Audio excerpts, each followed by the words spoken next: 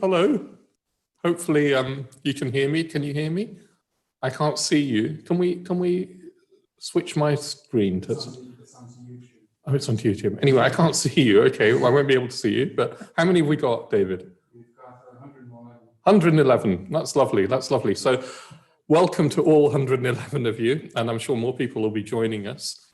Tonight we're going to have Suryagupta telling another story from Milarepa, and I'm joined by David in the shrine room. Suryagupta's in her home. I'm in the LBC shrine room, of course, and just lovely. Who have we got, David? Can we have a few shout outs? Yeah, we've got Natasha from Spain. Natasha from Spain, great. Hello, Natasha. We've got Atulya Mitra from Camp. Oh, yes, Atulya Mitra, I know, yes. Pedro from Belgrade. Oh, great. Belgrade again, that's great. It is a bit like the Eurovision Song Contest. We've got Medina. Hello, Medina. Billy from, a lot of people from Ireland. Oh, great. Welcome to all of you from Ireland. That's great. And thank you for all those beautiful pictures from Ireland, well, elsewhere as well. I've really enjoyed, I haven't always responded on Slack, but I've really enjoyed watching, seeing all those photographs of moments of beauty and your shrines as well. Yeah, really lovely. Anyway, look, it's gone, I make it now 7 o'clock, so I'm gonna kick us off. So a very, very warm welcome to all of you joining us for this evening's talk and puja. And yeah, I really want to say, what do I want to say about the retreat? We're well into the retreat. Well, maybe that's obvious. And I want to sort of say well done for staying with the retreat. Any retreat, it requires us, you know, all those days ago, we committed ourselves with that dedication ceremony, and it does require commitment, and it requires persistence to stay with it. And there's a lot of activities that we're asking you to engage with. And I just want to say well done. I think that just judging from the numbers of people who have been tuning in, a lot of you are really engaging very, very wholeheartedly with the retreat. And I just want to say sadhu, well done to all of you. Sadhu is a sort of well done. And I know some of you are having strong experiences. That's the sort of euphemism, isn't it? We always say strong experiences. You're having a strong retreat. Sometimes those experiences are really pleasant. Sometimes they're really challenging. Sometimes on the retreat, I find I don't know what's going to happen. Like one moment I can feel really resistant and like, I don't want to practice anymore. I don't want to meditate anymore. The next moment I have this kind of moment of beauty or heart opening moment or feeling a connection. And I feel like I'm in love with the Dharma and I'm in love with the world. You might be having that sort of up and down kind of turbulence. Or you might think, I'm not having such a strong retreat, you know. It's fine, but nothing much seems to be happening. All I kind of want to say is stay with it. Whatever sort of retreat experience you're having, stay with it. It's not always obvious when you're on retreat how the retreat's going. Strangely enough, it's not always obvious. It's not until, I find anyway, it's not until I come off the retreat and then I'm sort of back in my normal life that I start to recognize what the retreat has done for me. So I'd encourage you to stay with it. Don't be too quick to judge whether you're having a good retreat or a bad retreat, or whether it's pleasant or painful or neutral. Have confidence in the process of the retreat and confidence in the practices. If you engage, I can pretty much, well, I can guarantee, not pretty much, I can guarantee that it will be productive. You won't be having the wrong experience. Sometimes people think, you know, the person in Dublin or the person in Sheffield or the person on Slack is having a great retreat and I'm not. Actually, you'll be having the retreat that you need to have. You won't be having the wrong experience. You can't have somebody else's retreat. You have your own retreat and it won't be wrong. So trust it. Trust your experience and trust the process, excuse me, of the retreat, and trust the practices. They really, really work. So anyway, I just wanted to say well done, and well done for staying with it. For me, it's a real pleasure to dip in to things like the Slack Lounge, the Retreat Lounge, and read some of your experiences and see some of your pictures and get a sense of the commitment that you're really showing. I think it's great, really, really well done. So tonight, in a moment, I'm going to hand over to Suryagupta, and we're going to hear another story. This time, not just about Milarepa, but about one of his disciples called Rinpoche. Milarepa had quite a number of disciples. Interestingly, for somebody who was a hermit and is seen as an archetype for living a solitary life in mountain caves and meditating for years and years and years on end. Interestingly, for such a practitioner, Milarepa had lots of disciples. He had lots of disciples and lots of followers, both lay followers, as it were, people who gave him alms and provisions and were real devotees, but also he had what he sometimes called his heart disciples, who wanted to live the life that Milarepa was living and practice really intensively. And all the time, even though he never met Marpa again in the flesh, all the time, Milarepa just keeps referring back to Marpa, his gratitude, his devotion. In almost every song, there's a homage to Marpa, the translator. It's this lovely sense of lineage, Milarepa looking back to his teacher with a lot of devotion and gratitude, and then his disciples continuing the lineage that still continues in Tibetan Buddhism today. So we'll hear a little bit of that lineage. Do I need to say any more? I don't think I do. I'm going to hand over now to Suryagupta to tell us about Milarepa and the story of the yak horn. The yak horn. Great stuff. Over to you, Suryagupta. Hello, everyone, and thank you, Milarepa. And I know David's behind the camera today, so hello, David. And yeah, lovely to be with you all again. It's just great to be back with you. And if you're just turning up you know, as part of our regular evenings as well, then hello to you as well. And as Milarepa really beautifully introduced our topic of this evening, our story for this evening, and it's really about the relationship between Milarepa and one of his most prominent disciple, Rinpoche. So just to really recap a little bit, we met Milarepa. Well, I told his story, his life story, on Monday, you know, really got an overview of his life and his relationship with his teacher, Marpa. And then we heard the last two evenings about, you know, his journey to enlightenment, really about how he had to work with himself, particularly around his negative emotions, those negative forces within himself, the demons, if you like, within himself. And also we reflected a bit about how that manifests in the world. How do those negative forces manifest in the world? And tonight we're meeting Milarepa as the enlightened teacher. So he has now broken free completely from all the things that hold us back. He's a realized being, and he's been a teacher now for a number of years. He's now famed as a teacher in Tibet.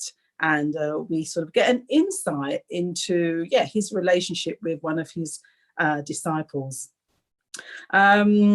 So in a way, what I like about this story, there's two things I like about it. Firstly, we get a sort of, there's a series of incidences, there's a series of exchanges they have, and you get a sense of an evolving relationship, and a relationship that's not actually that straightforward. At least at the point we're meeting the story, the point we're meeting them in their relationship, we begin to see some of the challenges that certainly Rinpoche is experiencing, and that Milarepa is experiencing in their relationship. So that I like, because in a way, Well, often when you get a Buddhist story, you get this Buddha or a realized being, and they encounter somebody, and there's a teaching that's given, and suddenly there's transformation, suddenly there's change. Not all the time, but often.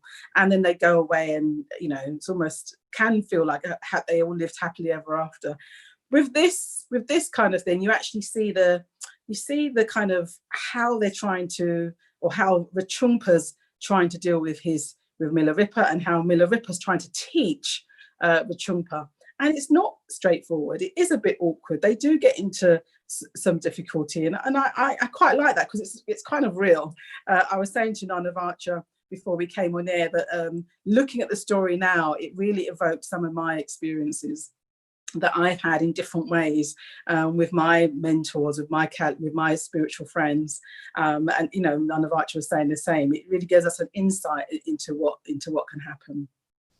So we're going to look at this, get an insight into what happens in a certain point in their relationship.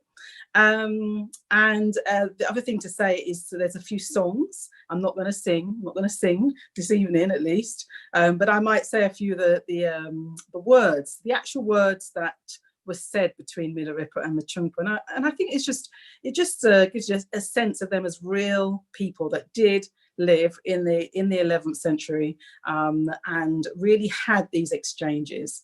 And there's also a bit of magic in the story as well. So we had magic right at the beginning, because we heard that Milarepa, before he became enlightened, when he was still a young person, he learned the destructive arts of magic, and at least believed that as a result he was responsible for the deaths of up to 35 people. So we've seen the destructive nature of magic, and tonight we're going to get a little bit of what the positive aspects of magic. If you like magic in stories, and there's always magic in lots of stories, then great. One of the things that magic does, it helps expand our imagination and gives us a sense of things not being so fixed. But if that doesn't work for you, that's absolutely fine. The point is, what is the truth in the story? What's it trying to tell us about practice? What's it trying to tell us about the way the mind works? What's it trying to tell us about the nature of a communication? That's what we all, I'm inviting you to think about. So do think, as I'm going through, how does this relate to me in my life? We're talking about a particular relationship in the 11th century of an enlightened being and their disciple. How does this relate to me? I'm going to be posing a few questions that might help us along the way. I invite you to think of that as well. Okay, so let's start. So I'm going to start the story. We're going to pick it up at the point where Rinpoche, the disciple, he's coming back from a very long trip. He's been traveling all around India, picking up all these teachings, meeting all these famous teachers, studying, just really having a spiritually rich, spiritually intensive time. And he's now on his way back. He hasn't seen his teacher Milarepa for some time. This could be years. And Milarepa is looking forward to Rinpoche returning. Backstory is that Milarepa didn't really want Rinpoche to go. Rinpoche was insistent on going to India, and Milarepa said, okay, fine, it's up to you. If you go, then maybe it might be worthwhile, picking up a few of these other teachings. But he didn't feel that he needed to go. He felt that he was still very, he had some practice to do in Tibet. He certainly hadn't finished his journey, certainly not realized. And Milarepa was focused on that. But Rinpoche had other ideas. So he goes off to India. And he's now returning, laden with these teachings, laden with these various experiences, and he's got a gift as well for Milarepa. And Milarepa, and this is something that happens sometimes if you've been away from someone for a while, you begin to just feel into the meeting of them again and what that might be like. And they're both doing that. In fact, Milarepa has a vision of Rinpoche before he sees him, and he gets a sense of things are not quite all right. and he sees his vision of Rachungpa returning, all puffed up, really pleased with himself, puffed up with pride. And that concerns Milarepa, and he says, oh, I need to rescue him from that pride. Rachungpa, well, I'm going to read his words, the song that he's singing to himself, and you'll get a sense of where he's at. So he says, I've now gone twice to study in India. Before, I've been following my guru's instructions to serve the Dharma and sentient beings. My guru's compassion and grace are indeed great, but I am much more learned in Buddhist philosophy and logic than he. Now he has come to welcome me. I wonder if he will return the obeisance to me when I bow down to him. So we've got this, that was a tradition, that, you know, when you see your guru or teacher, you bow down, you prostrate in front of them. And in a way, Rachungpa is going, yeah, that's what I do. I will do that, of course, because he's a very compassionate person. But I am now really more learned than he. So really he should return that same bow. So there we have the challenge, the difficulty. Pride is very much part of Rachungpa's mind.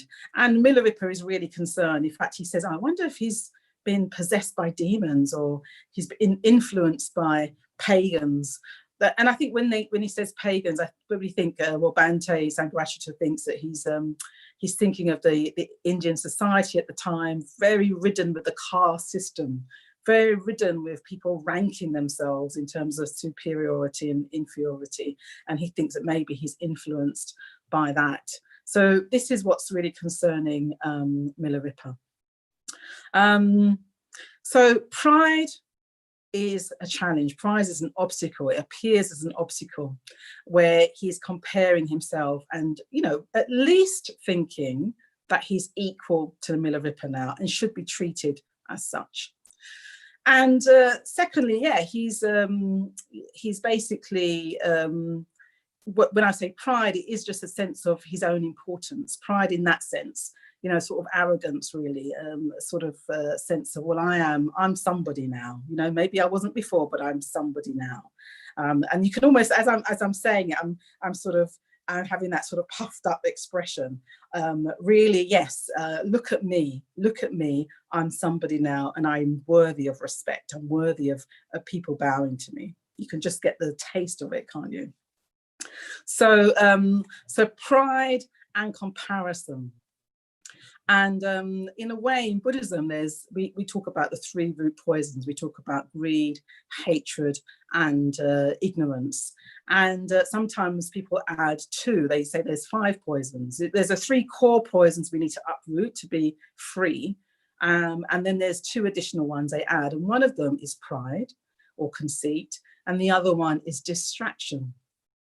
And Bhante Sangharakshita says that actually we're often in one of those 5. We're in some kind of hatred, which could manifest as irritation. We're in some kind of ignorance, and pride is a form of ignorance. We're in some kind of craving where we want something, we want experience. And distraction is also there. And I kind of think when we start meditating, we want meditation because we want to feel relaxed, we want to feel grounded, we want to feel clear, focused.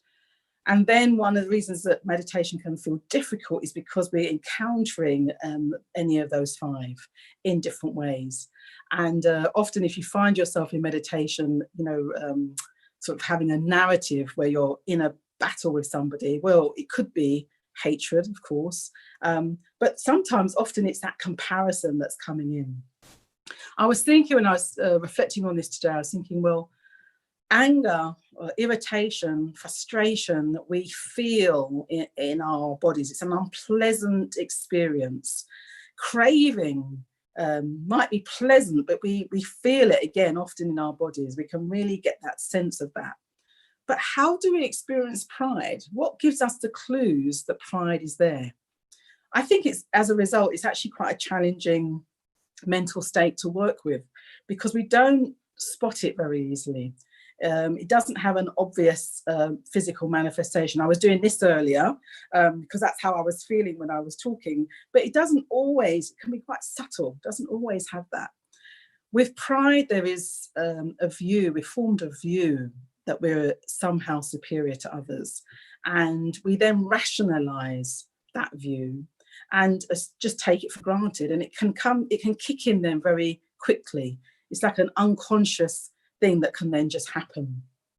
When we walk into a room, we can already start sort of comparing ourselves and sort of categorizing the people in our room or ourselves in relation to the people in the room. It really just happens quite habitually. So it can be hard to spot. And as a result, I think we don't always then see suffering in it. We don't see, well, how does it really limit my experience? How does it create suffering in the world? We don't always see that very clearly. So in Rachungpa, we see that Rachungpa, well, he's gone to India and he's coming back, and Milarepa at least at some point he's been looking forward to seeing him until he realizes, he's puffed up with pride. So what could have been a really great sort of welcome scene becomes this, quite a challenging experience for them in some ways. So yes, that's the first question. You know, how do we experience pride, and what is the suffering in it for us? In Rachungpa and Milarepa's case, it is this disconnect that occurs quite quickly between them. At least Rachungpa is disconnected from Milarepa. Milarepa sees that and is already thinking, how can I help? How can I help Rachungpa? Rachungpa doesn't see that he needs to be helped. He's thinking that as Milarepa needs to change. So yes, and I also was thinking today, so that's on the kind of personal level. And I was also thinking today about, well, how does pride manifest in the world? Well, we know hatred manifests in the world in all kinds of ways, such as violence. We can see how, damaging that is. Pride, how does that manifest in the world? Well, I was thinking, well, whilst we compare ourselves, then in a way that's what society can do, can't it? It sort of, has hierarchies of how different people relate to each other. And in a way, some of the issues we have around gender, around race, class, caste, economic differences, all formal, whether you're formally educated or not, all those things, are sort of hierarchies based on this superior, inferior thing. And so much suffering has been caused in the world as a result. So pride is this kind of pride, this kind of arrogance, this kind of superior, inferior thing is a really important mental state for us to understand and learn about. So yes, what happens then when they meet? What happens when Rachungpa and Milarepa meet? So I'm going to read this. Well, Rachungpa prostrates in front of Milarepa, and he stands up again, and he's waiting for Milarepa to prostrate back to him. And you probably guess it doesn't happen. And this really annoys Rachungpa, actually. But he doesn't say anything. He gets quite formal with him, and that's where you begin to see the distance between them. He gets quite formal, and he just says, okay, how have you been? And Milarepa, he's very friendly. He loves Rachungpa. He's actually taught Rachungpa from when he was a teenager. He loves Rachungpa, and he knows Rachungpa's talented.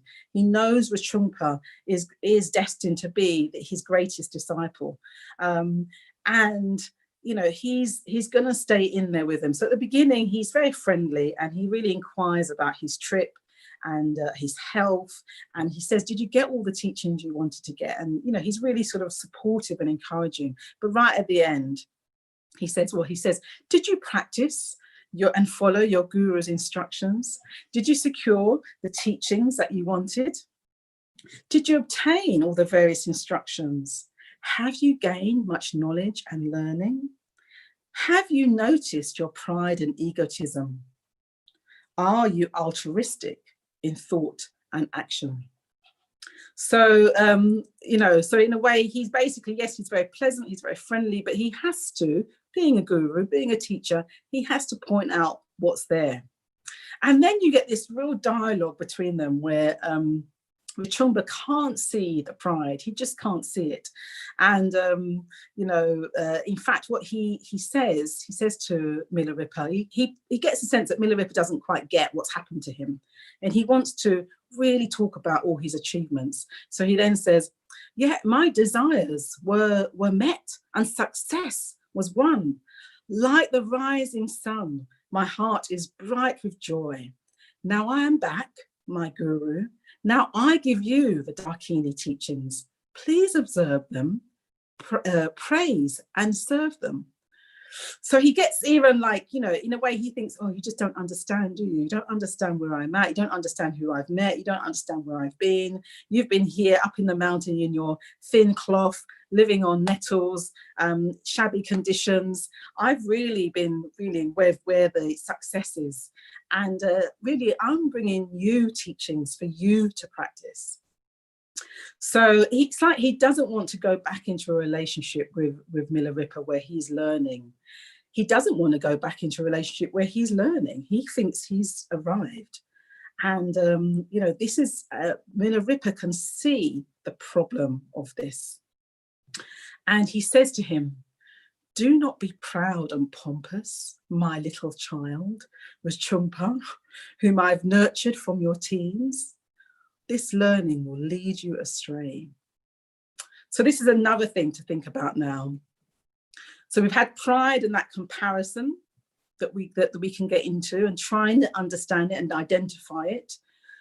And then we have the Chumpa's really caught in this thing of, well, what is learning? How do I know you know, I've made progress? The Chumpa thinks he's made progress because of all the teachings it's accumulated. And he's telling him, I've learned this and I've learned this and I studied this and I studied this and I met this person, I met this person. He has his long list that he's trying to get Milarepa to be interested in. But Milarepa's just saying, look, that's just going to lead you astray. So how do we know we've made progress? I think it's a really interesting question for us. If we're fairly new on the path, I remember for myself, really being quite impatient to feel like, you know, I'd arrived somewhere and really wanting to get somewhere. And, you know, just thinking, gosh, I just want to arrive because I don't want to suffer. I remember feeling that. So how do we know that we are making progress? What Chumpa's doing here is he's equating intellectual learning with spiritual understanding, with spiritual insight. They're not the same thing. And, you know, Milarepa is trying to point that out to him. We do need to study. We do need to practice meditation. We do need to practice ethics. All those things are really fundamental. But how we know if that they've made an impact on us is in our behavior, is in our relationship with ourselves and with other people. There was an order member who years ago went to see one of Bante's teachers, Dada Rinpoche. And, you know, she'd often, you know, had doubts about, you know, how well she was doing and, you know, was her practice working? Because as Manavacha said right at the beginning of this, in a way, when you're in the middle of it, you don't really always know. Sometimes it feels like you're at the coalface, really just, you know, trying to battle through. Or sometimes you feel like not much is happening. We don't always know. So she asked this teacher, Dada Rinpoche, who Bante described as well, really on his way for enlightenment. He was a living bodhisattva and somebody who was destined to attain enlightenment for the benefit of all beings. And she said, well, how do I know it's working? And he said, have you become more kind? Are you becoming kinder? And that was a really, I remember hearing that at the time and thinking, gosh, that's it. That's how I will know it's working. I don't have to worry about it. I just have to periodically think, actually, am I becoming kinder? Is metta, is the loving kindness expressing itself more in my experience, in the way I relate to myself and in others? And it's a loving kindness that comes on the basis of awareness, understanding more the nature of myself, the nature of the mind, the nature of the world. So that's something that Milarepa's trying to convey, but Rinpoche's not really having any of it. So they have this series of dialogues, these songs they exchange with each other. And then at some point, Milarepa just gets up and runs. That's it. He's sitting there talking to Rinpoche. Rinpoche's reeling all these accomplishments off. Milarepa gets up and runs away, runs off. And he's, I think, apparently 70s, in his 70s by now. And, you know, Rinpoche was like, what's just happened? You know, I'm sitting there trying to tell you all these things and you're just running now. So he runs after Milarepa, but he can't catch him, interestingly enough. And he's saying, I'm not finished. I'm not finished telling you all the things. Wait. Eventually, Milarepa does stop. And, you know, they have more dialogue. And then we're going to get a little bit of magic now, because they find themselves in a clearing where in an expanse of space. And suddenly, out of the blue, it starts raining, hailing, in fact. And there's nowhere, because it's an expanse of space, there's nowhere for them to seek cover. And Rinpoche straight away is looking around frantically for cover, and there's nothing. But so he just covers himself.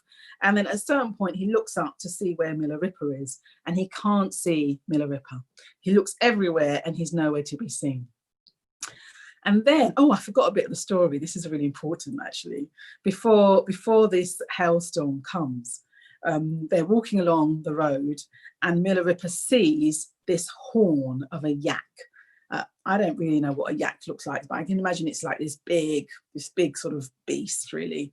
They see this dirty horn of a yak that's died lying on the ground.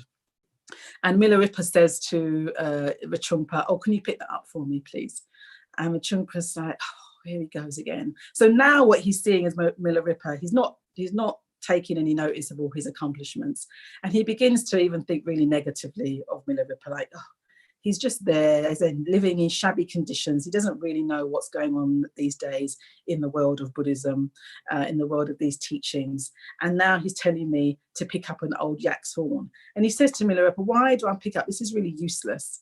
And he's thinking, he's a miser too. Look at this, look at him, the eccentric old miserly guy asking him to pick up things on the road.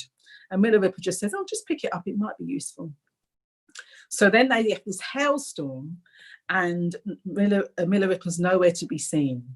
And then the yak horn is lying on the ground, and Rinpoche hears the song, hears Milarepa singing, and he looks around and can't see him, and he realizes it's coming from the yak horn. So he tries to pick it up, but it's completely heavy. He can't lift it from the ground at all. So he has to lie on the ground, and then he lies on the ground and listens to Milarepa, and then looks in and sees Milarepa sitting in the yak horn. So this is the magic here. How did Milarepa get into the yak's horn? Why is he in the yak's horn? And what's the symbolism and the truth of this part of the story? So it's in a way you could say that Milarepa's playing with him a little bit, isn't he? Here, in a way, like, well, you didn't listen to me when I was trying to sort of instruct you, when I was trying to point out your pride. You weren't taking any notice. You kept trying to, in a way, change me and get me to think differently. So I'm just going to show you something. I'm going to show you what realization looks like. I'm going to show you that time and space are not fixed. And him getting into this horn is showing how that space isn't fixed, and that he, as a master of realization, is able to play with space. So that's kind of, the magic bit. I was thinking, though, that if you're meditating, as we are, you will have had some sense of at least time being a bit elastic. Sometimes in our meditation, we think, gosh, I've been sitting here for hours and hours, but only 10 minutes has passed. And vice versa, of course. And sometimes I've had complete people brand new to meditation, the first or second meditation, coming to me and saying, I felt like I was huge. What happened there? Sometimes they're freaked out thinking, I was sitting there and I felt like I was myself, and suddenly I felt huge, or suddenly I felt tiny. Sense of their space, their physical body changes. So it's interesting what the mind can do. And Milarepa is playing with this. So basically he says to Trungpa, come in, you know, it's really comfortable in here. You're getting soaked out there. Come in and sit with me. And Trungpa, of course, thinks, all right, then I'll try. But, you know, he can't get in. He can't even fit a hand into the yak's horns. And this is where, you know, Milarepa has the opportunity to teach him again. And he says to him this. He says, son, Trungpa, your behavior is like the mountain wind. Now it blows fast and violent, and now it blows gentle and slow. You should observe this unstable change. Stop thinking so much and devote yourself to the Repa's practice. If you think you can match your guru, come into this horn. And he says a few of these things, and he's really pointing out to him the instability of his accomplishments, the instability of his positive states that he might have experienced. And he's saying, look, yes, you might have had these great experiences in India, but look at you now. You're irritated, you're frustrated, you're being negative. It's not lasting, is it? If you've really realized things, you'll be able to enter into this space with me. And this is a really important teaching as well around, you know, how we recognize our progress. So as I said, we can recognize our progress in terms of, are we becoming kinder?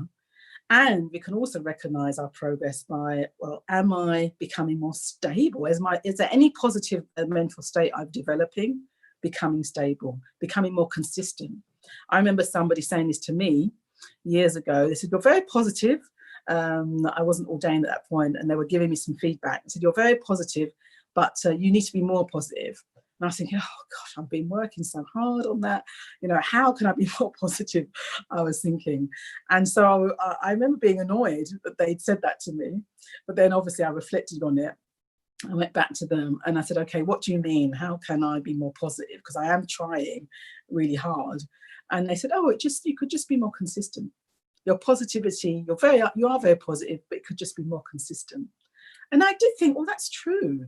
I could experience myself like the wind, really, you know, sometimes really blowing hard and sometimes very gentle, but it was definitely not stable. It was very changeable according to the conditions. So that's something we can work with, that kind of, you know, if we have a positive experience, think, okay, how can I deepen it? How can I integrate it? How can I become more of that, more of the time? So, and that does help. The fact that the Trungpa can't get into this yak horn, the fact that, you know, he sees, gosh, yeah, actually, my guru isn't just compassionate. He is an accomplished being. Look where he's sitting out of the rain. The fact that he can see that, he begins to soften. His pride begins to soften a bit, and he recognizes that he does still have something to learn from Milarepa. So Milarepa comes out of the yak horn, points his finger to the sky, and then the rain and the hail stops. So that's another teaching for Trungpa. But it's not over at that point. Trungpa's still holding on to his accomplishments.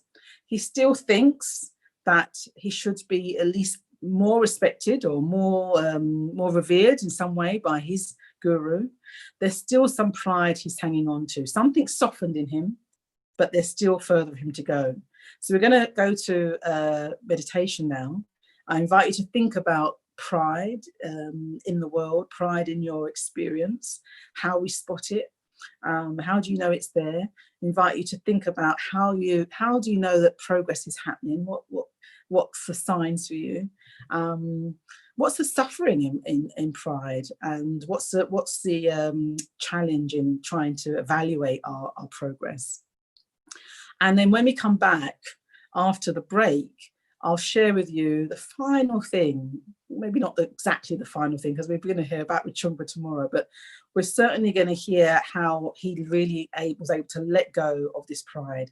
There's something that really, really does bring him to a real sense of openness, something that brings all of us to a sense of openness, where we're stripped, our pride is stripped away. We're going to hear what the incident was that provokes that. Back to you, Nanavacha. Thank you, Suryagupta. Thank you very, very much. That's lovely to hear. I mean, I know that story really well, but it's so lovely to hear. Each time I hear it, I'm, I don't know, it tickles me because it's so relevant, isn't it? It's so relevant. It's lovely, really lovely to hear. Thank you very much. So we're going to meditate now. So I'll say a few words before we meditate, and then we'll have a period of just sitting. I'll lead us in a period of just sitting. So we'll be sitting for about 15 minutes or so, and at some point after I've led us into the practice, I'll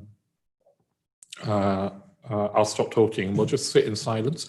With just sitting, you don't have to try and do anything. In fact, the whole point is that you don't try and do anything. You just sit as best you can in awareness of your experience. If you find yourself getting distracted, you find yourself wandering off, then yeah, do come back when you notice. Come back to the body. You could use the breath as an anchor, so you can come back to the breath. But if you're able to stay aware of thoughts, feelings, sensations in the body, then just let whatever happens happen, and you just stay in awareness. You just sit. Yeah. What I was thinking is this whole kind of notion of the guru, the teacher, not giving you what you want, but what you need. That's a real, that's part of the whole tradition.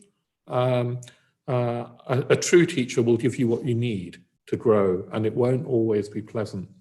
I'm going to read in the meditation. I'll read a poem by Rumi, just a very short poem by Rumi, from the Sufi tradition.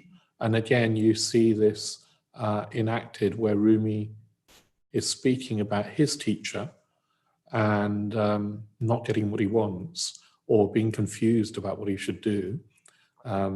This retreat, we've called it the fire of joy. Fire is a universal symbol of transformation. And in the Sufi tradition, they talk about you needing to burn.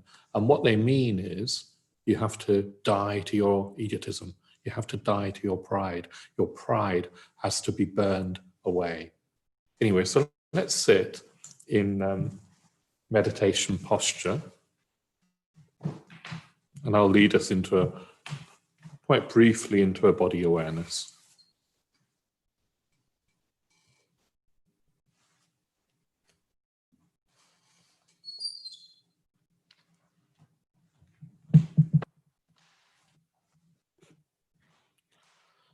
So maybe beginning by taking a few deeper breaths.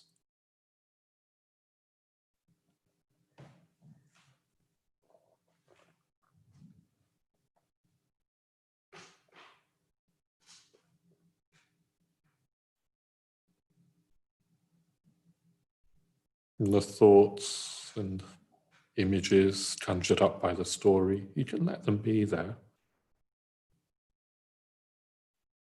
But bring the focus of your awareness into the body.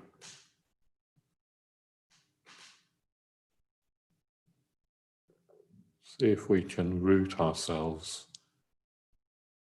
in our actual physical experience.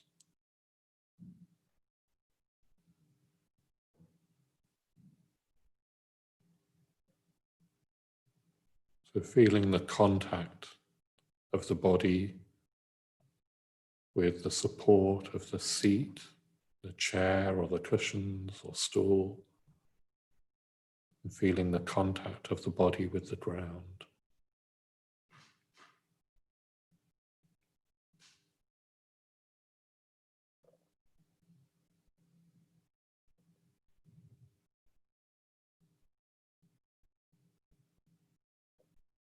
And so often, even when we're sitting down, we hold ourselves off the ground. the muscles tense up and we're holding ourselves in a way that isn't necessary. See if we can let go and allow the ground to really support the weight of the body.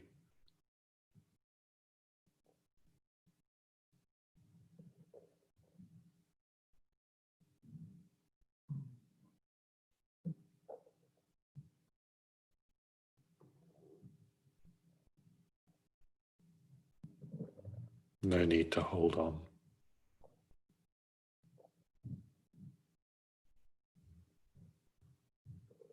Becoming aware of the sensations in the legs. It's easy to hold on in the legs. So noticing whether the muscles in the legs are a bit tense, and if they are, see if you can allow them to soften.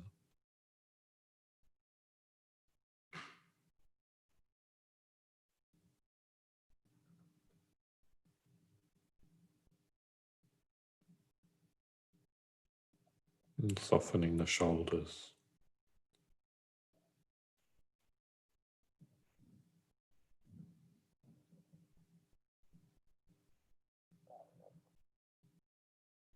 Imagining the shoulders falling away, dropping away down the sides of the body.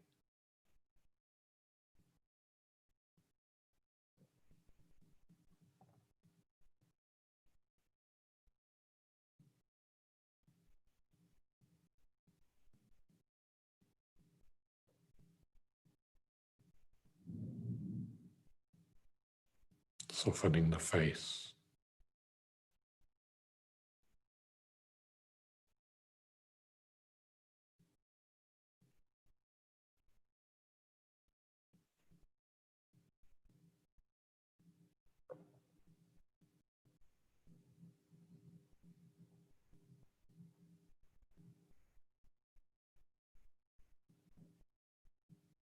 Having a sense of the whole body,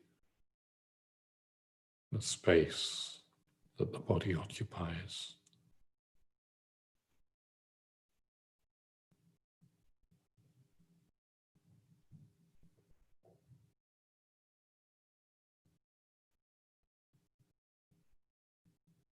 And if you notice any other areas of the body where you're holding on to tension,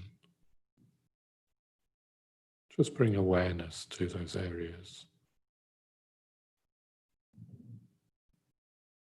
with an intention to soften.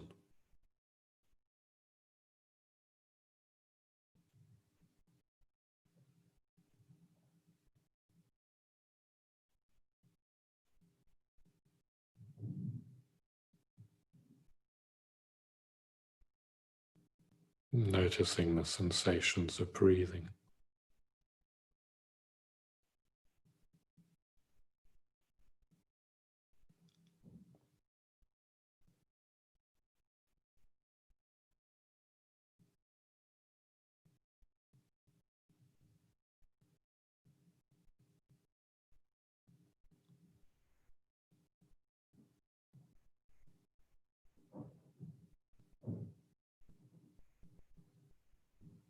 And also noticing how you are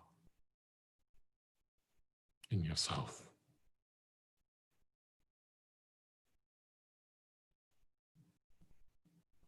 Not trying to change how you are or judge how you are. Just bringing into awareness a sense of what might be going on.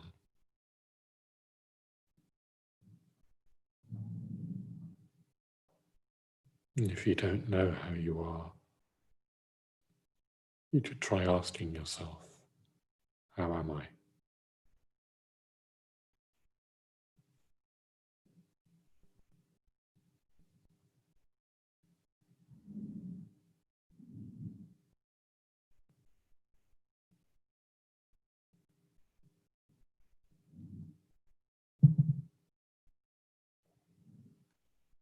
And if there is a response,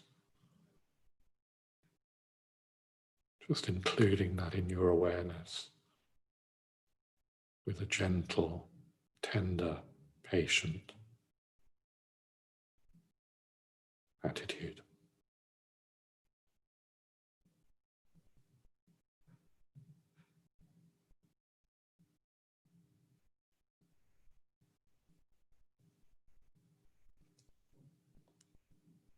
I groaned. Be quiet, he said. I was quiet. He said, groan. I grew feverish. He said, be calm. I grew calm. He said, I want you to burn.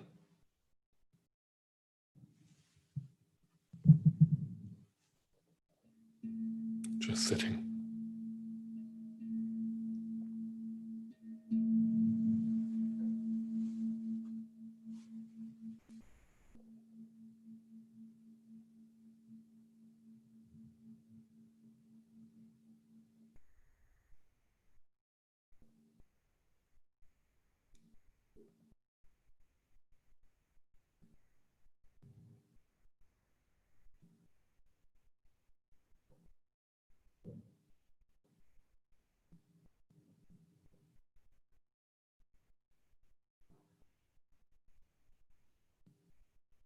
And if you wander off, keep coming back to the body, back to the breath.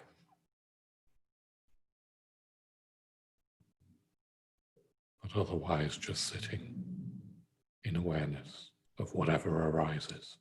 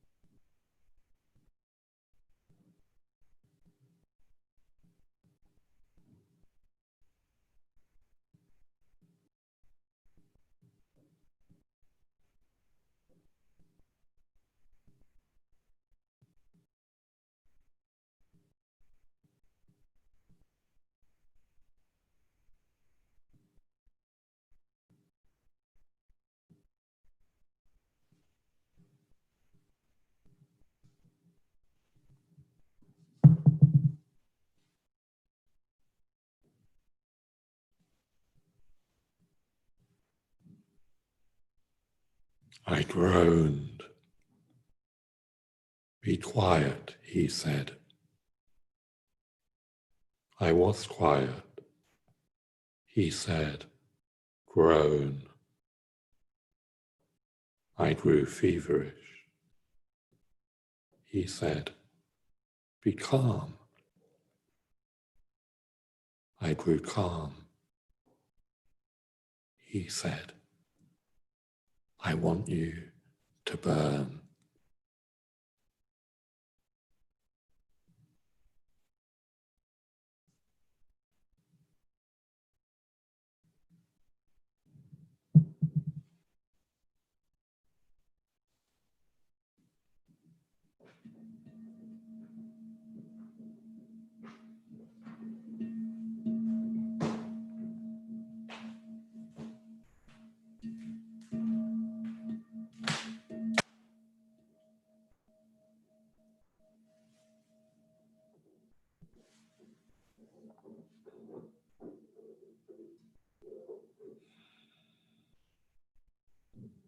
Okay, very good.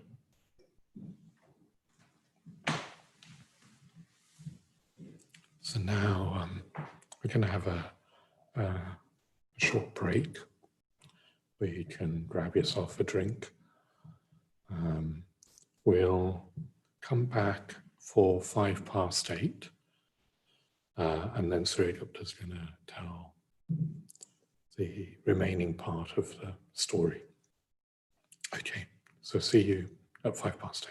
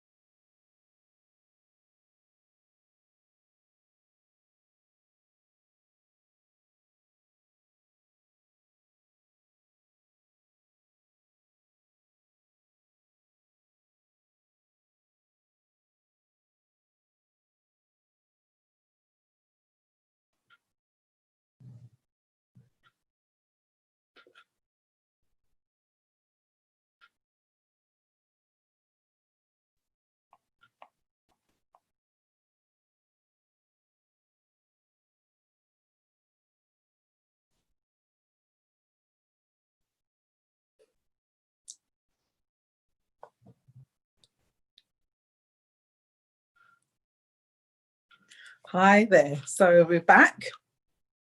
And I left you with some questions before we meditate and had a break. So how do we spot pride? How do we know it's there? What's the suffering involved in pride? Yeah, how do we know we're making progress as well? So I thought I'd just share just a little bit about that before I get into the culmination of this particular episode. Because I was thinking, I remember for myself when I started practicing, I was very aware that I'd been working in my life with a feeling of feeling inferior. So it wasn't feeling superior, it was feeling inferior to do with my particular set of conditions, which was growing up in a very hostile, environment. There's lots of racism, lots of poverty. And the result was that I had to work with feelings of inferiority. I knew that wasn't true. I knew it was a wrong view that I'd formed or on some level. So I knew it wasn't true, and yet it was there. So I remember when I came into this, started practicing, thinking, well, I don't feel this sense of superiority. So do I have pride? And actually, I realize I do, in the sense that it's pride and conceit.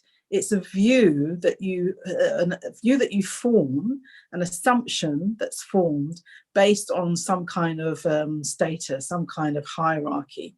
So whether you think of it yourself as, well, I work with feelings of inferiority, or working with feelings of superiority, or feeling that everyone's equal and there should be no sense of differentiation at all, it's still a view that's formed. So what we really want to do is be able to let go of comparison that's based on status, that's based on a sense of me being separate from you. So that's the other hallmark of pride, is it's a real strong feeling of separation between oneself and other. And it is hard to spot. Which is why we really need other people. We really need other people to help us with this. I think on Monday it was, somebody asked a question, well, how do I work with how do I notice my reactivity? How do I notice negative traits? It might have been Tuesday. And it was like, well, other people will help you do that. In a way, Milarepa is there helping Rachungpa see this, see these traits. So other people help us do this, and particularly in the spiritual community, particularly where other people share the values around growth and transformation, where people are working on their minds like we are. In a way, all of us work with pride in some way, so we can help each other to do that. And if somebody's more experienced than oneself in terms of practice, if they've gone further along understanding the nature of mind and transforming mind and heart and that reactive mind, then again, they can really help us do that. They can help us see it, as Milarepa's trying to do with Rachungpa. And the absence of pride is, well, we know pride isn't there when we're not comparing ourselves. We're actually feeling deeply connected with other people. We're feeling a relationship with other people. We feel friendliness. Rather than comparison and competitiveness, it's friendliness. It's looking for the shared values, looking for connecting on the basis of growth. That's one of the ways we can, when the absence of pride manifests itself. It's also about thinking, well, I've got things to learn. Knowing that you haven't arrived, we haven't arrived, unless you're fully enlightened. We have things to learn and have things to give. So that's really the hallmarks. We're giving on the basis of our connection with others, not necessarily because we think we are better than others. So some more reflections there on pride. So let's get back to the story then. So they have shifted a bit. Rachungpas are more open to Milarepa. He's recognized, yes, he's a master of realization. He is further along the path than I am, but he's still holding on to some of his, he's holding on to his experiences. He feels he's accomplished things, and he still does want that recognized in some way. So they go, it's getting late. And Rachumba decides he's really, really hungry, and he can't go any further. He needs to eat. So Milarepa says, okay, and they go on this alms round. So that's the tradition. They go sort of begging for food. And they come to this encampment where there's lots of tents.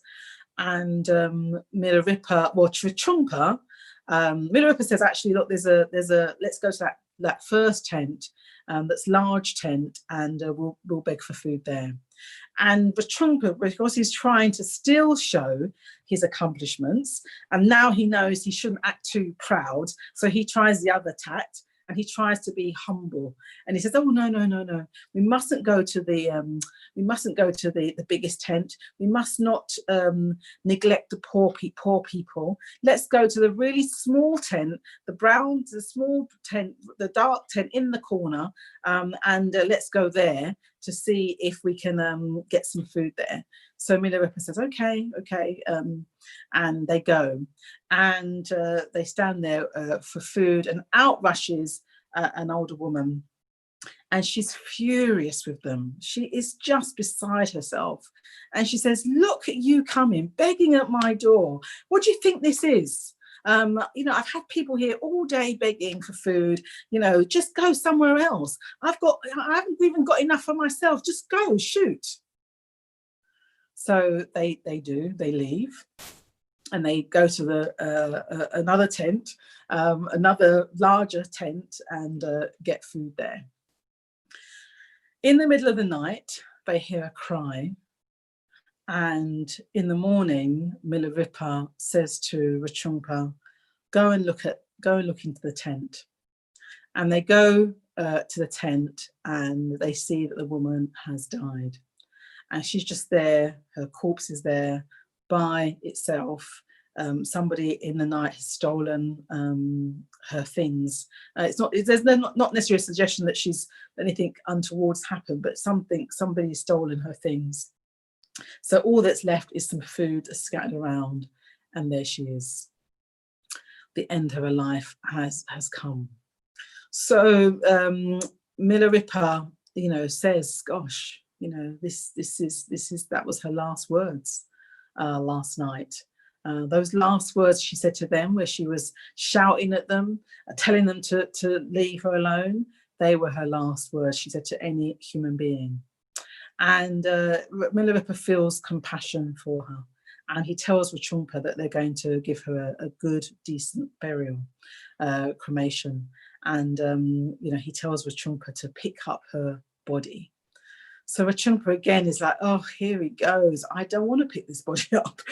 He's worried about catching something, but then he remembers the yak horn incident when he didn't want to pick the yak horn up. So he does what Milarepa says, and he carries this corpse to a suitable place.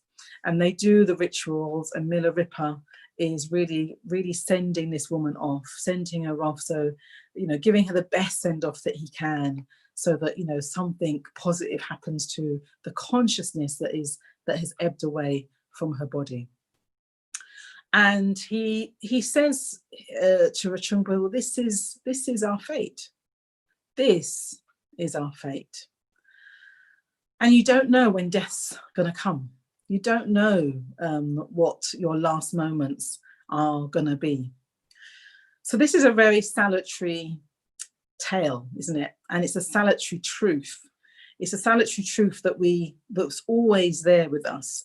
We're often so busy in our everyday lives that we don't think about it, and we don't want to think about it because, well, how do we take this in? How do we prepare ourselves, if you like, for this? So we end up not thinking about it or not pushing it at bay.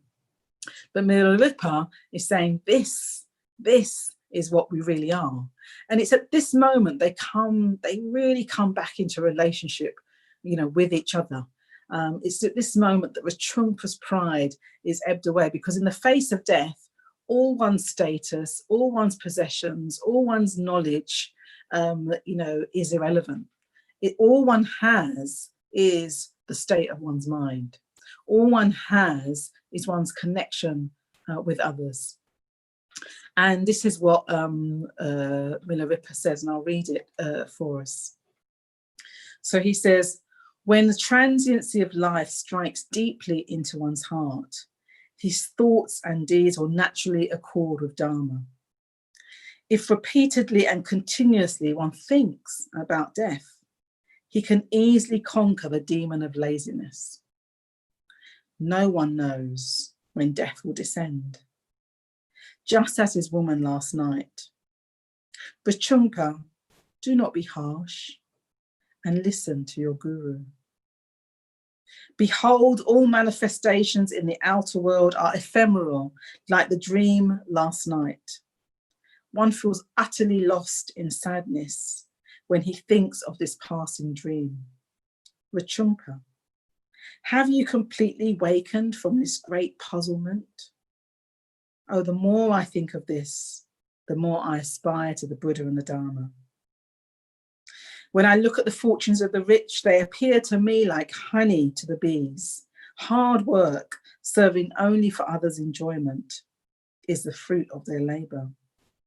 When I think of this, my heart is filled with grief. Vachunka, do you not want to open the treasury within your mind? Oh, the more I think of this, the more I aspire to the Buddha and his teachings. So, yes, death is that sort of great leveler, and it's also the great connector to what really matters.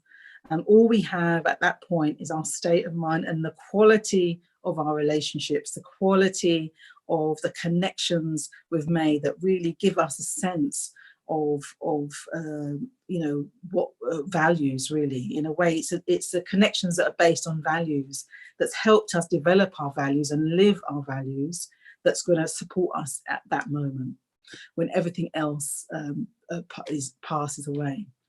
I was thinking of what's happened in Lebanon and how many people in an instant have lost their lives, how many people's lives have dramatically changed overnight, and the real suffering that's there now.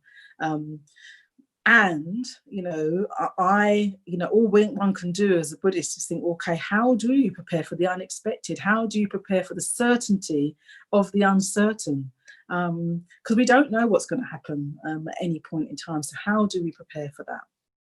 And certainly anything that keeps us separate from ourselves, disconnected from ourselves, disconnected from others, and anything that stops us appreciating the sort of beauty and joy in the moment, anything that stops us from that is what we need to be working with. Those barriers are what we need to be working with, so that we can at the very least think, I made the most of the opportunity of this life.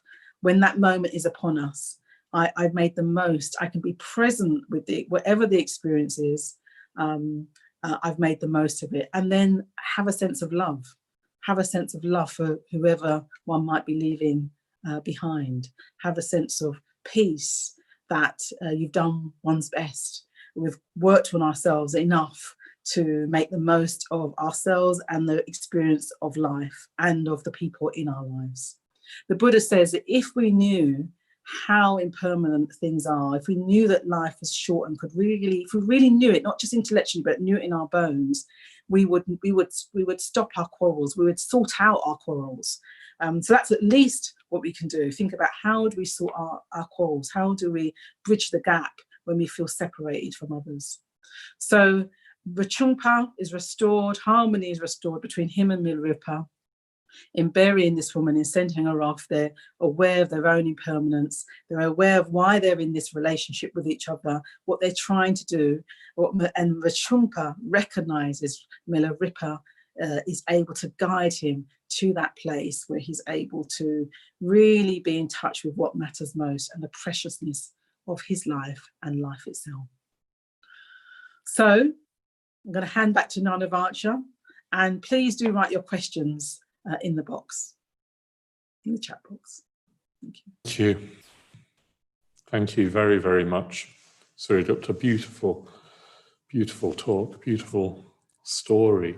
It feels like, I was just thinking, just this one story, never mind all the other stories that we have of Milarepa, just this one story contains so many lessons for life, doesn't it? I was thinking that these stories, we should be sort of teaching them in schools. Every kid should have the opportunity to hear these stories and also to learn what it is to become aware of our minds, learn how to work with our sense of separateness and what it is that keeps us apart from each other. Certainly in the West, there's so much of a sense of isolation, isn't there? There's so much of a sense of isolation. Perhaps that's the hugest, biggest problem for many of us in the modern Western world, where there's a lot of wealth, but a lot of isolation and a lot of mental health difficulties that come from feeling separate and feeling isolated. And I just think, oh, some of these truths are so simple, but difficult to learn, but so simple to understand that we can, how we feel connected with others. If we learn to look at our own pride and our egotism and our conceit, and then learn how to work with our minds, it's not rocket science. It really isn't. And yet our culture doesn't teach us these things. It really doesn't, does it? It doesn't teach us. Anyway, I feel very grateful to you, Suryagupta, for making the teachings fresh again. It's very lovely to hear the story and see it made so beautifully relevant. It's got humor, it's got pathos, it's got poignancy and real relevance to all of us, I'm sure. Anyway, so David, have we got any questions? Yes. Oh, great. Okay, so let's, I'm going to ask David to read them out and then I'll repeat them for the microphone in case you can't hear David. So Oliver asks, why did monks go begging for food? Was it to keep them humble or so that they do not have any possessions? Yeah, thanks, Oliver. Interesting question. So why did the monks go begging for food, or why do they still go begging for food? Was it to keep them humble, or was it also that they didn't need to then have any possessions? So this whole tradition, the Buddhist tradition, has right from the day of the Buddha, time of the Buddha, of begging for alms. What's its significance? Do you want to say something, Suryagupta? Shall I say something? You say something first, okay. Yeah. I think that this whole thing about humility, I think you're right, Oliver, basically. I think that this whole question of humility is, it's really, really important in Buddhism, not as a forced thing, like humility can't be self-conscious, in like Uriah Heep in Great Expectations. Is it Great Expectations? Where he goes around saying he's ever so humble, and really putting it on. And he's not ever so humble. He's actually full of conceit. Humility is just a pose that he's put on. So in that sense, you can't be self-conscious about humility. But begging for alms, I've never begged for alms. I've never had to. Goodness, it must be hard. It must be hard to just knock on a stranger's door or stand outside a stranger's door and beg. I can imagine the closest that some of you may have got to is doing door-to-door fundraising, where you're knocking on strangers' doors and asking for money, not for yourself, but for in Triratna, we've got this charity called Karana, which many of you will know about, raises money for projects in mainly in India, but also in Nepal, amongst some of the poorest of the poor. And I think it's a real practice. That's what I've heard. I've not done it myself, but I'm told it's a very, very demanding practice to ask for money. Imagine what it's like to ask for food when that's what you need for survival. Bhante, if you read his memoirs, when he was a young man and he was newly in India, he was still looking for a teacher, but he thought of himself as a Buddhist, and basically he became a wandering holy man, like, in a way, a little like Milarepa, but this was in the 1940s. And he dressed himself in just rags and robes that were, not much more than rags. And he gave away any possessions that he had. He didn't have very many. He burnt his passport, or tore his passport up, so he didn't have an identity, any nationality anyway. And him and a fellow wandering friend of his, they weren't quite monks in that they weren't ordained yet.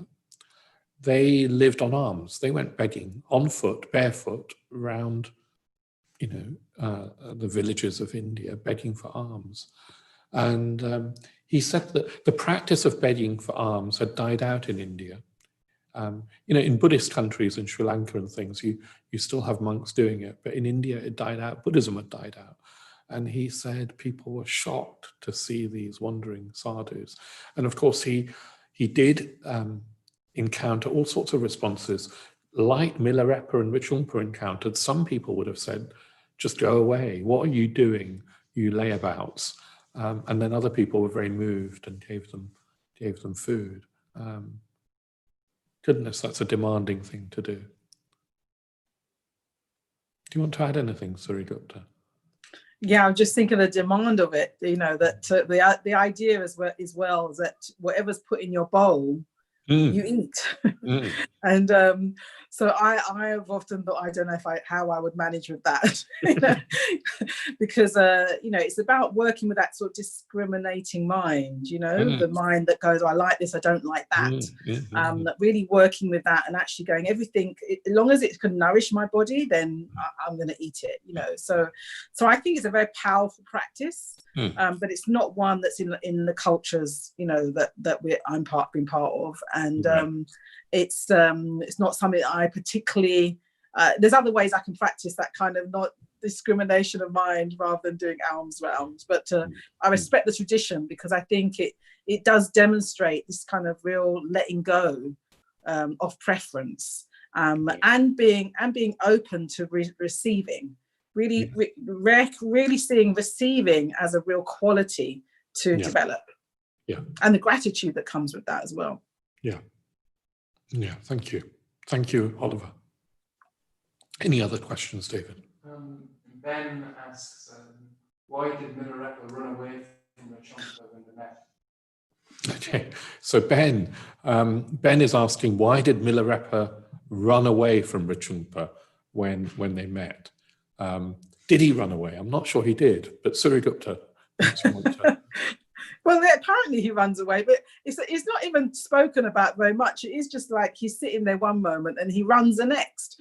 So there's no real kind of big exploration around this. And I think it's just one of those, he's a spontaneous being. He's responding to to the moment, and he's sitting there trying to have this dialogue with Rijjongpa. Rijjongpa's really not listening, not receptive. That's the other quality. There's humility, but receptivity is such an important quality we need to cultivate. So he can see Rijjongpa's not receptive, so to carry on talking to him is not going to make a difference. So he just goes, right, I'm off. And actually, there's another bit of the story where Rijjongpa, he says to Rijjongpa, listen, I'm trying to help you, but if you don't, it's up to you. It's really up to you whether you listen or not. You don't have to. You can go off. So it's almost like, he doesn't have to sit there trying to battle with Rijjongpa. He can do what he wants to do, Milarepa, and he decides to run. And when he sees Rijjongpa, actually, Rijjongpa does want to be in a relationship with him. So he runs after him and says, look, can you stop? And at that point, Milarepa does stop. So in a way, with these episodes, particularly those that are not explained, that are a bit kind of wacky, really, we just have to think, well, what effect would that have on me if I was trying to convince somebody of something and they just went? I would sort of think, hang on, I do want to be in relationship with you. Come back, So that's what happens. But you might have your own idea as well. But what do you reckon? I agree, Suryagupta, I agree. And You have to remember that Milarepa is a tantric guru. He's a tantric guru. So he won't just, he'll teach Rinpoche, he'll teach his disciples in any way he can. Any way he can, he'll try and snap them out of their egotism. And as Suryagupta was saying, ordinary rational dialogue wasn't working. And there are two things. One is that he runs faster than Rinpoche can. So there's a bit of magic in that. Rinpoche is a young man. Yeah, he's probably in his late teens, early 20s. We're not told exactly. And Milarepa's in his 70s. He runs faster than Rinpoche. So already you've got this sort of magic going on. And then I like the fact that Rinpoche has to follow. You know, so already in having to run after Milarepa, Rinpoche has to swallow his pride. You know, he's having to run after his teacher, saying, you know, as it were, come back, come back. So I think it's brilliant as a little image. It's a brilliant image of how to work, how Milarepa is working with this unreceptive disciple, this unreceptive student. And it's not all comfortable. It's not all comfortable. And I really, I kind of like that. I don't like that. I want my life to be comfortable, but I love the adventure as well of, you know, having a teacher that won't just, I don't know, won't just conform to my desires. Bhante Sangharakshita, I believe, had an element of being a tantric guru. He could be very, very unconventional and wouldn't necessarily just conform to expectations or even questions. He could have, he did have, I think, a tantric kind of quality to him. He didn't always display it. He often, when you saw Bhante, certainly as I knew him as an elderly man, he looked such like a conventional, you know, grandfatherly kind of figure in his grey slippers and grey cardigans. And, but he had something of the tantric guru in him.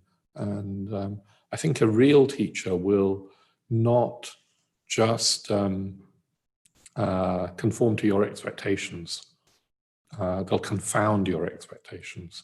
They're not part of this conventional world. And occasionally they'll just run. Yeah. And it's up to you to decide what to do. Do you want to chase? Do you want to follow? You don't have to. It's up to you.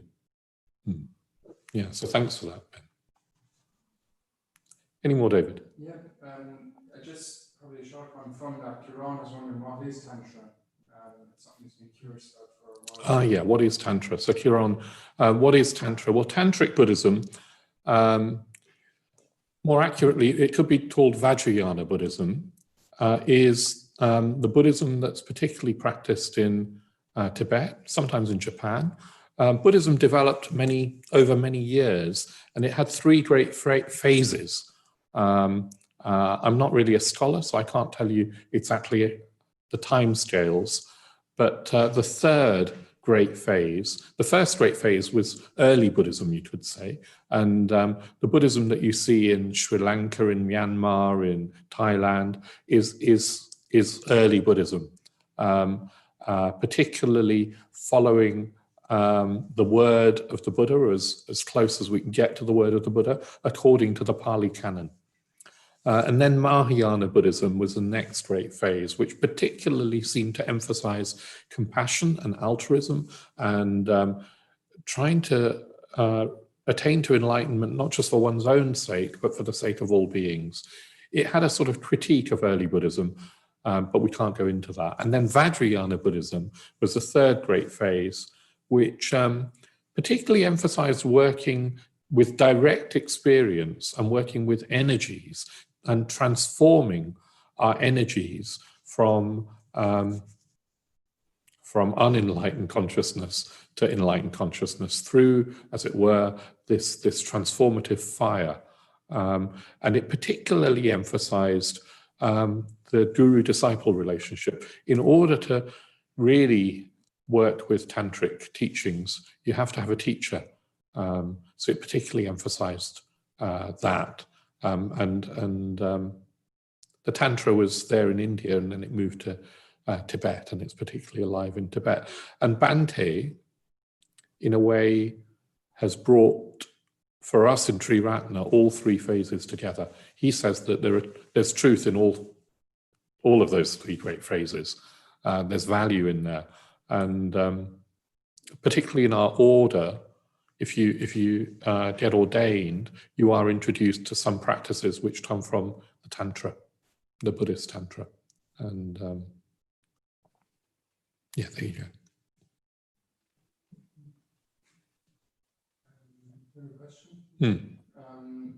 So RJ asks, how do we let go of experiencing ourselves in relation to various hierarchies? Okay, yeah, great. RJ asks, how do we learn to let go of experiencing ourselves in relation to various hierarchies? How do we learn to do that?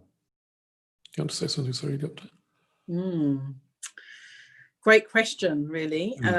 You know, like other forms of you know, wrong views or negative mental states, what we need to do is firstly recognize that that's what's happening.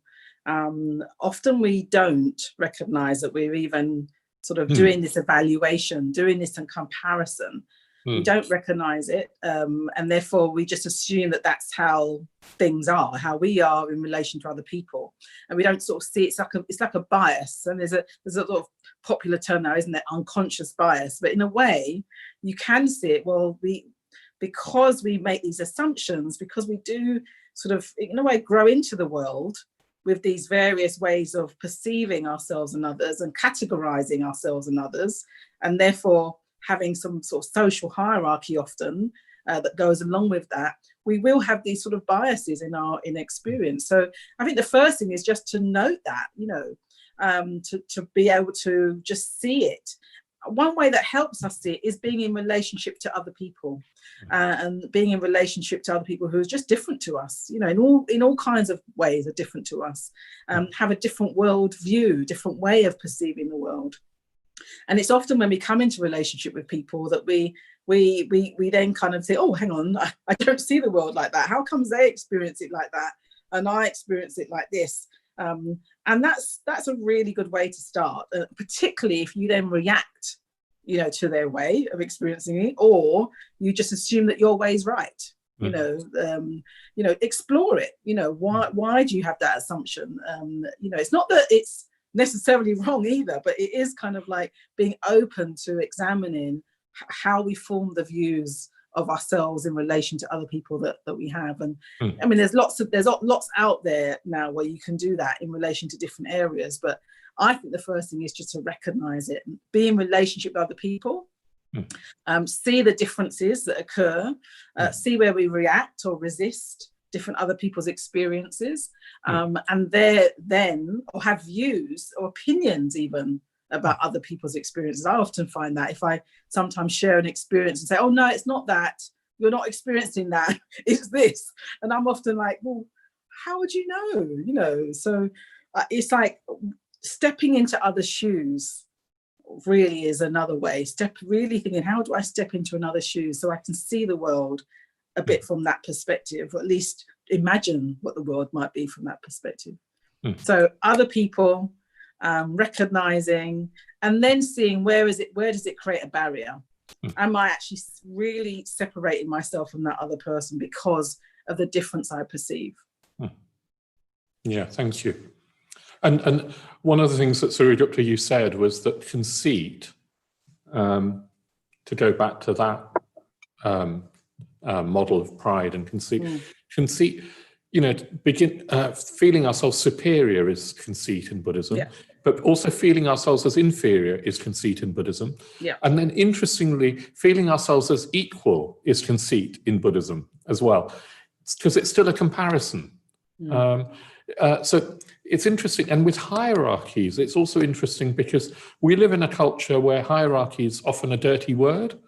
And that's because a lot of hierarchies out there in the world are corrupt and they're oppressive. And a lot of people have suffered because of power hierarchies where people are oppressing, people at the top of the hierarchy are oppressing people lower down. So hierarchy can be really damaging and oppressive to our development and growth and natural human freedom. On the other hand, there are also natural hierarchies.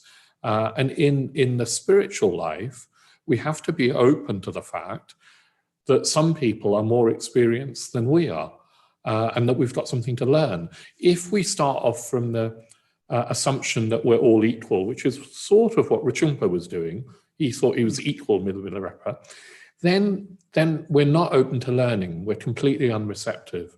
So in the Sangha, what we have is we try not to have a power hierarchy, but we do open ourselves to learning from people that we regard as more experienced. And it's not that they go around saying to us, I'm more experienced than you.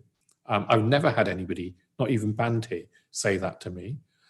But if I'm open to it, I know when somebody's more kind, more aware, more responsible, more consistently positive, as Suryagupta put it. I know that there are people around in the order that are like that and that I can learn from. And it's in my interest to open myself up to them, to be receptive to them, without losing my own sense of agency and responsibility. So hierarchy, even in the Sangha, spiritual hierarchy, is an art. How do we relate to that? Yeah, lots to say about that. But maybe we'll move on now, because we've got time maybe for one more question, although we might have to be brief about it. David? So there's lots of questions, and Sophia asks, is there also pride from Milarepa? Does he consider himself the ultimate source of knowledge? Okay, thank you, Sophia. Interesting. So Sophia asks, is there also pride in Milarepa? Does he consider himself, Milarepa, the ultimate source of knowledge? Suryagupta, what do you think? And I'll give you a minute. No, maybe two. Maybe a minute or two. It's quite interesting because when you read the songs, Milarepa does talk about his accomplishments. He does say, I'm a yogi. I'm just joyous. I'm free. He does do this. So you could read it. Well, isn't he just boasting as well, or bragging? But I don't read it like that. In a way, it's all about your motivation and intention. So when he's doing that in these songs, what he's trying to wake Rinpoche up. His motivation is to benefit beings. That's his core motivation. And when he sings out of joy, he's just saying, I'm joyous, and it's possible. It's possible to be joyous. It's possible to be free. So his motivation isn't to say, hey, I'm better than you. That's the core thing. His motivation is just to share the experience, his enlightenment experience, and to show that it's possible, so that we can then go, right, it must be possible for me too. The key thing is always, is there a deep sense of separation or deep sense of interconnection, interdependence? And Milarepa never loses sight of Rinpoche's qualities. He never loses sight of the fact that he wants to help Rinpoche wake up. But he also recognizes he's free to choose to follow him or not. So I think it's about motivation. I think it's about intention. I think it's where it's coming from. That's the key thing here. And we can't always know that, which is why we also have to be discerning too about who we are receptive to as well. Because I think, thank you, I agree with that. And I think that there have been and are teachers in the Buddhist tradition who aren't fully enlightened, will have flaws. Well, I'm not fully enlightened. I'm a long, long way from enlightenment, full enlightenment. And so it is possible to meet a teacher that you can learn from, but you also have to be open to the fact that they've got flaws and they may have pride. They've still got egotism. So we can't hand over our responsibility just because somebody is an impressive teacher. Bhante never said he was fully enlightened. He But he was confident in his understanding of the Dharma, but he was also very devotional, and he looked up to his teachers, and he never said to any of his disciples that he was fully enlightened or perfect. I think there's a really careful sort of line that we all have to tread when we're on the spiritual path and responding to people who are more experienced than us. But Milarepa is said to be completely, fully, perfectly enlightened. And I don't know what that'll be like, what that's like, but he occupies a consciousness where it's said that there is no real sense of self as separate from other. So there wouldn't be any room for pride, as I understand it, as I feel it. There wouldn't be any room for conceit, because there's no sense of separate me to hang it on. And yet he would very confidently sing of his enlightenment. The Buddha didn't sing, or maybe he did, but the Buddha was also very confident and said, "Yep, I'm enlightened." But there would have been no sense of self, and even he would have known that even saying "I am enlightened" was just a term, was a phrase. There wouldn't have been an I that he had to be enlightened. Yeah. And I think just to quickly add that, you know, from where we are in terms of, you know, because we've just talked about now two fully enlightened beings, Milarepa and the Buddha, where we are, you know, looking for, you know, friendship, actually. It's friendship, people that can take an interest in us, who are on the path themselves, and can therefore just show us a little way ahead, you know, and also help us see where, you know, our blind spots, you know, and also help us see our qualities in a way that we don't always see it too. So that's what we're looking for. And as long as there's always somebody a bit ahead of us, that's all we need, really, that we can learn to trust based on how they're relating to us and how we relate to them. We don't need a perfectly realized teacher, a perfectly enlightened teacher. Really good. So I'm sorry that we haven't answered everybody's questions. Really good questions. And maybe you can put them in the Slack chat, and you know, we'll try and address them if we can tomorrow. So for now, I've just got to say a couple of things before the puja. The first thing is that I want to flag up that if you want a next step, not that the retreat has finished, of course it hasn't finished, we'll be finishing on Sunday morning, but if you want a next step, here at the LBC we're running a course called The Journey and the Guide, based on the book that Maitreya Bandhu wrote called The Journey and the Guide. It's a 4-week course, very wonderful, accessible course that gives you a real overview of the whole of the spiritual path, the journey. And that starts on the 17th of August. It'll be 4 weeks on a Monday evening and a Wednesday evening, starting on the 17th of August. So watch out for that. You'll need to book onto that if you're interested. And then, yes, finally, I just want to say, well, first of all, a really big thank you to all of you who've been giving dana, giving money for the Dharma, to the LBC, or to Sheffield, or to Dublin, or to Brixton, or to Cambridge Sanghas. Really, I don't know, it's just very, very moving to see. It really feels like on a retreat like this that when people give, they're giving out of gratitude and not out of compulsion, not out of a sense that they're paying for something, not out of a sense that they're a consumer and need to be paying, but just out of gratitude. And when you give out of gratitude, it creates a sense of sangha. It creates a sense of connection.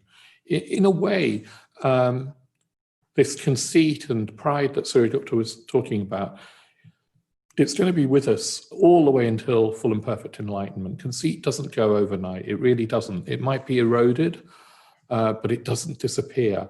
One practice that really helps overcome conceit and create this sense of connection with others is generosity. I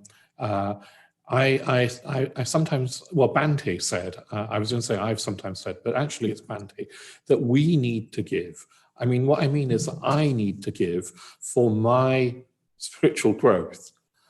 So far I've been saying, and when I've been making these appeals, I've been saying the centres, the LBC and the other centres, Dublin, Brighton, Brixton, sorry, Cambridge, Sheffield, they need funds, money to keep spreading the Dharma.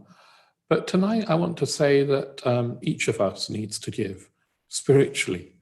We need to give. Sort of no matter how much or how little, that's not so important, although we're asking for £100 if you can. But what's important is this spirit of generosity. Bhante said that, you know, sometimes we won't be able to practice wisdom. These wisdom teachings might seem to be beyond us. We might not even be able to meditate. Samadhi, as we've been talking about, it might feel like it's beyond us. Even ordinary sort of ethics might be beyond us. You know, we might not be able to keep the precepts. We might not be able to always practice the precepts. But what he says we can always do is give. And if we give, we're on the path. The whole of the path, from wherever we are, all the way to enlightenment, opens up when we give. It sort of opens up because connection opens up. Connection with an ideal, receptivity opens up when we give. What we're saying is that I value this, just as Richungpa wasn't able to say to Milarepa, you know, I value you. When you give, you're saying, I value this, and I've got something that I want to learn. And of course, there's gratitude as well. The whole path opens up with dana. It often said to begin with dana, with generosity. So I'm going to urge you to give. If you've given already, that's wonderful. Don't stop. I mean, keep this attitude of generosity. I mean, you can give more money, but I also mean tomorrow, why don't we all just focus on generosity? Why don't we all just give? That might mean making somebody a cup of tea. That might mean sending somebody a gift. That might mean texting a friend and saying, rejoicing in them. They're also acts of generosity. That's what I'm trying to say. Generosity is an attitude. It's not always financial. It's not always material. It's an attitude of stepping towards connection, stepping into receptivity, and stepping beyond conceit. But yes, if you can give £100 or whatever the equivalent is in euros, if we can give, then we'll also not only be helping ourselves, we'll be helping the centres to spread the Dharma. And as I was saying earlier, I really do think the world needs these teachings. Everybody needs these teachings, whatever state of mind or health or life that they're in. These teachings are universal. So help us to give the Dharma and see if we can stay connected with that spirit of generosity. So as usual, there'll be a button in the chat. And if you're from Cambridge, Brixton, Dublin or Sheffield, that will take you to pages where you can give to your local Sangha, or of course you're very welcome to give to the LBC. Oh, and certainly at the LBC we're about a third, just over a third of the way to making our target of £20,000. So that's really good. Thank you very, very much for that. Okay, let's go into our ritual, as we've been doing every night, our threefold puja, beginning, of course, with the words of Milarepa. I'll read one of his songs. And as Suryagupta was saying in this song, Milarepa, of course, reminds us that we don't know when the time of our death is. And that it's now is the time to practice. Get ready for death.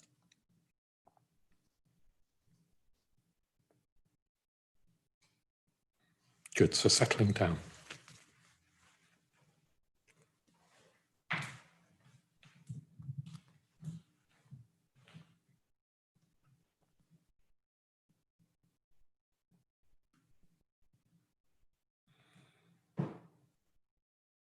I'm a yogi who wanders the countryside, a beggar who travels alone, a pauper who's got nothing.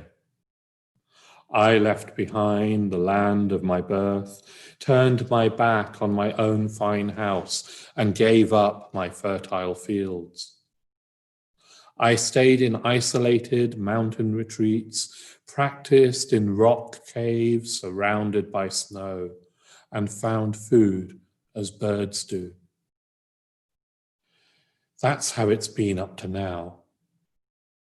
There's no telling the day of my death, but I have a purpose before I die. That's the story of me, the yogi. Now I'll give you some advice. Trying to control the events of this life, trying to be so clever, always planning to manipulate your world, involved in repetitive social relations. In the midst of these preparations for the future, you arrive unaware at your final years. Not realizing your brow is knit with wrinkles, not knowing your hair is turned white, not seeing the skin of your eyes sink down, not admitting the sag of your mouth and nose, even while chased by the envoys of death, you still sing and rejoice in pleasure.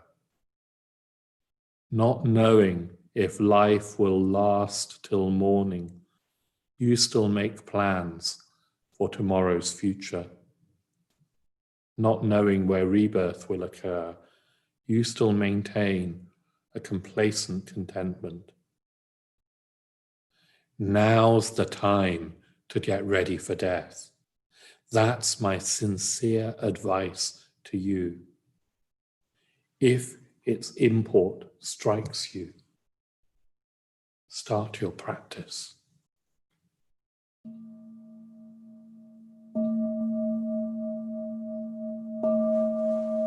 In a threefold puja. Opening reverence.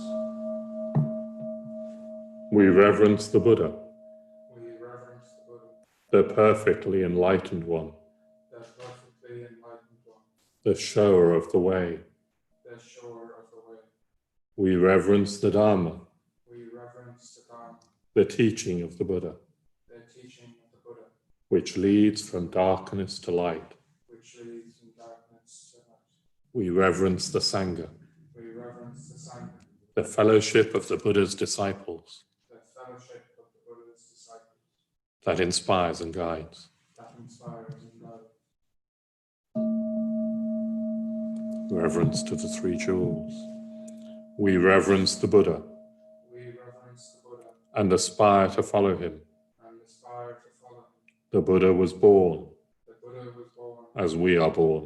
as we are born. What the Buddha overcame, What the Buddha overcame, we too can overcome. we too can overcome. What the Buddha attained, What the Buddha attained, we too can attain. we too can attain. We reverence the Dharma We reverence the Dharma and aspire to follow it and aspire to follow it with body, speech, and mind with body, speech, and mind until the end. until the end. The truth in all its aspects, The truth in all its aspects, the path in all its stages. the path in all its stages. We aspire to study, We aspire to study, practice, practice, realize. realize.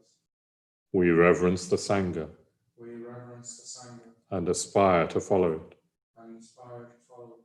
the fellowship of those The fellowship of those who tread the way.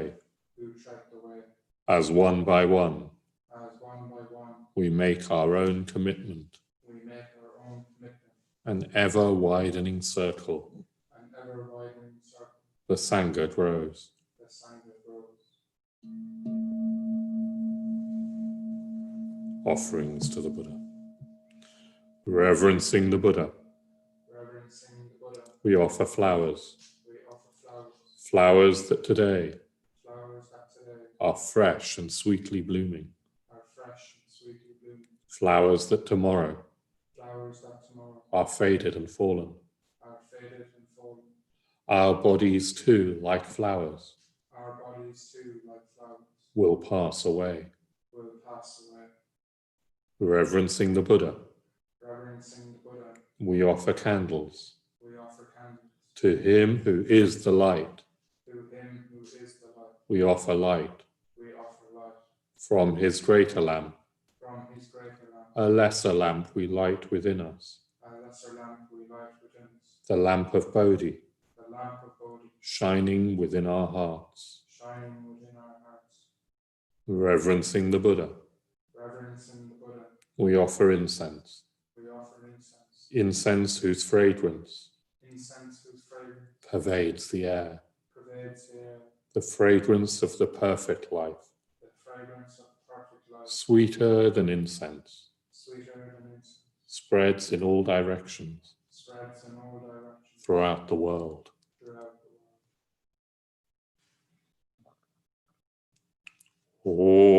Om Muni Muni Mahamuni Shakya Muni Swaha. Om Muni Muni Mahamuni Shakya Muni Swaha.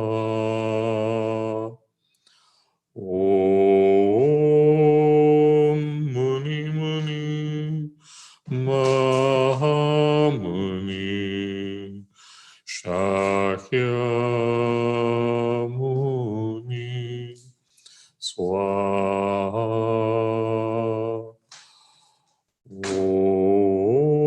Om Muni Muni Mahamuni Shakya Muni Swaha. Om Muni Muni Mahamuni Shakya Muni Swaha. Om Muni Muni Mahamuni Shakya Muni Swaha. Om Muni Muni Mahamuni Shakya Muni Swaha. Om Muni Muni Mahamuni Shakya